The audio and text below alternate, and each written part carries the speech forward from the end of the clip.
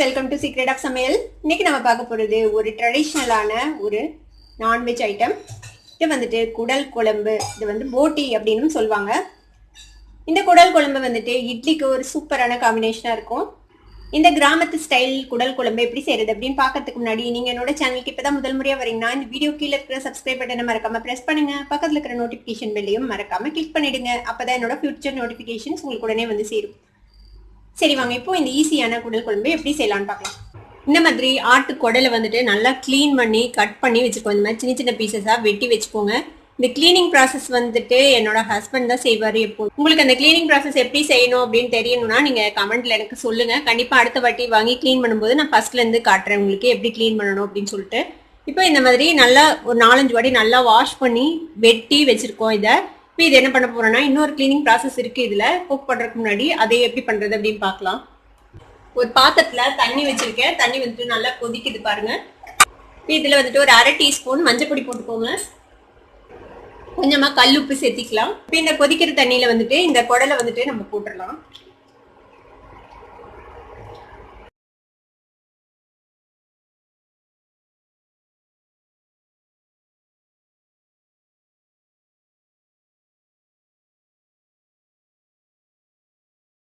இந்த சுடு தண்ணியில வந்துட்டு நல்லா இது மூங்குற மாதிரி நல்லா இப்படி மிக்ஸ் பண்ணி விடுங்க.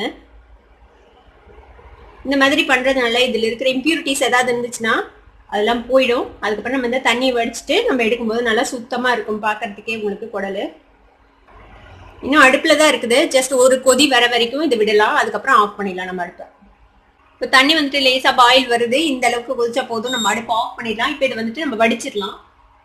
இங்க பாருங்க நல்லா சுத்தமா கிளீன் பண்ணியாச்சு. இதை திருப்பியும் நீங்க தண்ணி போட்டுலாம் வாஷ் பண்ண வேண்டியதில்லை. நம்ம சுடு தண்ணி போட்டு வடிச்சு எடுத்துட்டோம்னா போதும்.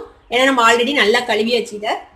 இப்போ இது இருக்கட்டும். இப்போ இதுக்குண்டான மசாலாவை எப்படி ரெடி பண்றது அப்படின்னு நம்ம பார்க்கலாம். 1.5 வெங்காயம் இந்த மாதிரி நறுக்கி வச்சிருக்கேன். இதுல வந்து பாதி சின்ன வெங்காயமும் எடுத்திருக்கேன், பாதி சின்ன வெங்காயம் பாதி பெரிய வெங்காயம் எடுத்திருக்கேன். இப்போ இதை இந்த வடசட்டியில போட்டுடலாம். இந்த மாதிரி ரஃபா சாப் பண்ணிக்கோங்க. ரொம்ப நைஸா சாப் பண்ணணும்னு அவசியம் இல்லை. இதுல ஒரு 2 டீஸ்பூன் அளவுக்கு எண்ணெய் விட்டுக்கலாம். இதை வந்துட்டு நம்ம லேசாக செவக்கிற அளவுக்கு இதை வதக்கிக்க போகிறோம். இது கூட ஒரு 1/2 டீஸ்பூன் அளவுக்கு சோம்பு சேர்த்திக்கோங்க. ஒரு சின்ன துண்டு பட்டை, ஒரு 3 கிராம்பு சேர்த்திக்கலாம். இது கூடயே கொஞ்சமாக கருவேப்பிலந்தலை சேர்த்திக்கோங்க. இது கூட ஒரு 2 பிஞ்ச் அளவுக்கு கசகசா சேர்த்திக்கோங்க. இது பாருங்க ஒரு மாதிரி நல்ல கிளாஸியான டெக்ஸ்சர் வந்துருச்சு. இந்த அளவுக்கு வதங்கினா போதும். ரொம்ப கலர் மாறுற அளவுக்கு நம்ம வதக்க தேவையில்லை வெங்காயத்தை. இப்போ இது கூட ஒரு 2 டேபிள் ஸ்பூன் அளவுக்கு தேங்காய் துருவி வச்சிருக்கேன். ஒரு 1 டீஸ்பூன் அளவுக்கு பொட்டுக்கடலை, இது உடச்ச கடலை, இதில் சேர்த்திக்கலாம். இது ரெண்டும் குழம்பு கெட்டியாகிறதுக்கு வந்துட்டு யூஸ் ஆகும். அதுக்காக நம்ம போடுறோம். தேங்காய் வேண்டாம் அப்படின்னு நினச்சிங்கன்னா நீங்கள் அவாய்ட் பண்ணிட்டு பொட்டுக்கடலை கொஞ்சம் சேர்த்திக்கோங்க. ஒரு 1/2 ஸ்பூன் அளவுக்கு. இதையும் லேசாக வதக்கியாச்சு. இந்த ஸ்டேஜ்ல உங்ககிட்ட குழம்பு மிளகாய் தூள் இருந்துச்சுன்னா குழம்பு மிளகாய் தூள் ஒரு 3-4 டீஸ்பூன் சேர்த்திக்கலாம். நான் இன்னைக்கு குழம்பு மிளகாய் தூளுக்கு பதிலாக மல்லித்தூள் ஒரு 3 டீஸ்பூன் சேர்த்த போறேன். 3 டீஸ்பூன் மல்லித்தூள். மிளகாய் தூள் வந்துட்டு உங்க காரத்துக்கு எவ்வளவு வேணுமோ அந்த அளவுக்கு ஒரு 1 டீஸ்பூன் அளவுக்கு சேர்த்திக்கோங்க. இது கூட ஒரு 1/4 டீஸ்பூன் அளவுக்கு மஞ்சள் பொடியும் சேர்த்திக்கலாம். இதையும் இதோட சேர்த்து லேசாக வதக்கிக்கோங்க. இப்போ வந்துட்டு ஃப்ளேமை கம்மி பண்ணி வச்சுக்கோங்க. அதிகமாக இருந்ததுன்னா தீஞ்சு போயிடும் இந்த மசாலா பொருள்லாம். இதையும் இப்படியே லேசாக வதக்கிடலாம். இந்த மாதிரி லேசாக வதக்கிக்குவோம். சும்மா ஒரு 1 நிமிஷம் வதக்கினீங்கன்னா போதும். இந்த மசாலா போட்டதுக்கப்புறம் எப்படியும் நம்ம குழம்புல நல்லா வேக போகுது, அதனால பச்சை வாசனையெல்லாம் போயிடும். இந்த மாதிரி லேசாக வதங்கி எல்லாம் ஒன்று சேர்ந்ததுக்கப்புறம் நம்ம அடுப்பை ஆஃப் பண்ணிடலாம். இப்போ இது நல்லா ஆறட்டும். அதுக்கப்புறம் இது நல்லா ஸ்மூத்தான ஒரு பேஸ்டா நம்ம அரைச்சி எடுத்துக்க போறோம். ஒரு குக்கர் அடுப்புல வச்சிருக்கேன். இதுல வந்துட்டு ஒரு 2 டேபிள் ஸ்பூன் அளவுக்கு எண்ணெய் விட்டுக்கோங்க. ஒரு 4 சின்ன வெங்காயத்தை இந்த மாதிரி நீள நீளமா நறுக்கி வச்சிருக்கேன். கொஞ்சமா கருவேப்பிலை, ஒரு 2 பச்சை மிளகாய் எடுத்து வச்சிருக்கேன். எண்ணெய் சூடாயிடுச்சு. இதுல வந்துட்டு கொஞ்சமா கடுகு சேர்த்திக்கோங்க. ஒரு 1/4 டீஸ்பூன் அளவுக்கு கடுகு.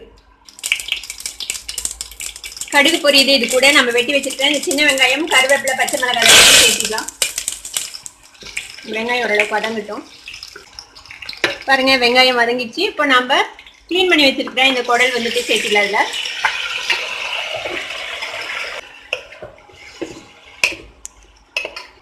இப்போ இதுக்கு தேவையான உப்புல பாதி அளவுக்கு உப்பு இதில் சேர்த்திக்கலாம். அப்புறமேட்டு நம்ம குழம்பு மசாலா சேர்த்துனதுக்கு அப்புறம் மீதி உப்பு சேர்த்திக்கலாம். இதில் கொஞ்சமாக மஞ்சள் பொடியும் சேர்த்திக்கலாம். நம்ம மசாலாலேயே மஞ்சள் பொடி சேர்த்திருக்கோம். இப்போ இதில் கொஞ்சமாக தண்ணி விட்டு இதை நல்லா வேக வச்சுக்க போகிறோம். ப்ரெஷர் குக் பண்ணிக்க போகிறோம். இந்த அளவுக்கு தண்ணி வச்சுக்கோங்க. கரெக்டாக குடல் முழுகிற அளவுக்கு வச்சுருக்கேன் தண்ணி. இப்போ இந்த ப்ரெஷர் குக்கரை மூடி நம்ம வந்துட்டு ஒரு 4-5 விசில் விட போகிறோம். இப்போ இது வந்துட்டு ஒரு 3/4 அளவுக்கு குக் ஆகணும். அது வரைக்கும் நம்ம ப்ரெஷர் குக் பண்ணி எடுத்துக்க போகிறோம். ஒரு 4 விசில் விடலாம். அதுக்கப்புறம் வந்துட்டு திருப்பியும் நம்ம மசாலா சேர்த்துட்டு திருப்பி குக் பண்ணலாம். இப்போ குக்கர் வந்துட்டு 4 விசில் விட்டு ஆஃப் பண்ணிட்டேன் நான். இப்போ நம்ம ஓப்பன் பண்ணி பார்ப்போம். பாருங்க, இப்போ வந்துட்டு ஒரு 3/4 அளவுக்கு குக் ஆகிருக்கும்.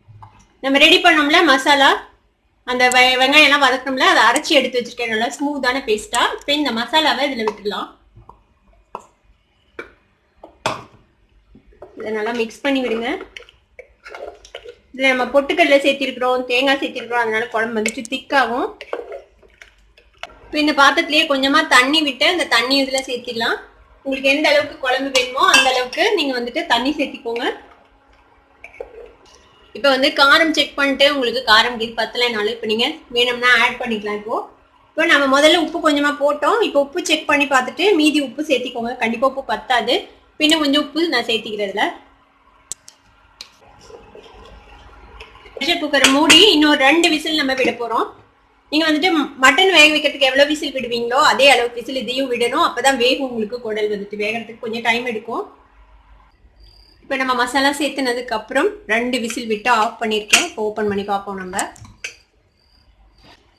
பாருங்க, சூப்பராக நம்மளோட குடல் குழம்பு ரெடி ஆயிடுச்சு. குடல் வந்துட்டு நல்லா வெந்திருக்கும். இந்நேரத்துக்கு செக் பண்ணி பார்த்துக்கோங்க வெந்துருச்சானே. இது நல்லா வெந்துருச்சு.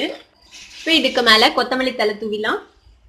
பாருங்க, நம்ம தேங்காய் பொட்டுக்கடலை எல்லாம் சேர்த்துனால குழம்பு வந்துட்டு நல்லா திக்காயிடுச்சு. பாருங்க, இந்த அளவுக்கு திக்காயிடுச்சு. இப்போ அவ்வளோதான், நம்மளோட குடல் குழம்பு ரெடி ஆயிடுச்சு. இதை வந்துட்டு சர்விங் பவுலுக்கு மாற்றிடலாம். குடல் குழம்பு இப்போ ரெடி ஆயிடுச்சு. இதை வந்துட்டு இட்லியோட வச்சு சாப்பிட்டு பார்த்துட்டு எப்படி இருந்தது அப்படின்னு எனக்கு கமெண்ட்ஸில் ஃபீட்பேக் கொடுங்க. இந்த வீடியோ உங்களுக்கு பிடிச்சிருந்ததுன்னா சப்ஸ்கிரைப் பண்ணுங்க, பக்கத்தில் இருக்கிற பெல் ஐக்கானை கிளிக் பண்ணுங்க. அப்பதான் என்னோட நோட்டிஃபிகேஷன்ஸ் உடனே உங்களுக்கு வந்து சேரும். லைக் பண்ணுங்க, ஷேர் பண்ணுங்க. தேங்க்யூ ஃபார் வாட்சிங் வீடியோ வியூவர்ஸ். Bye bye.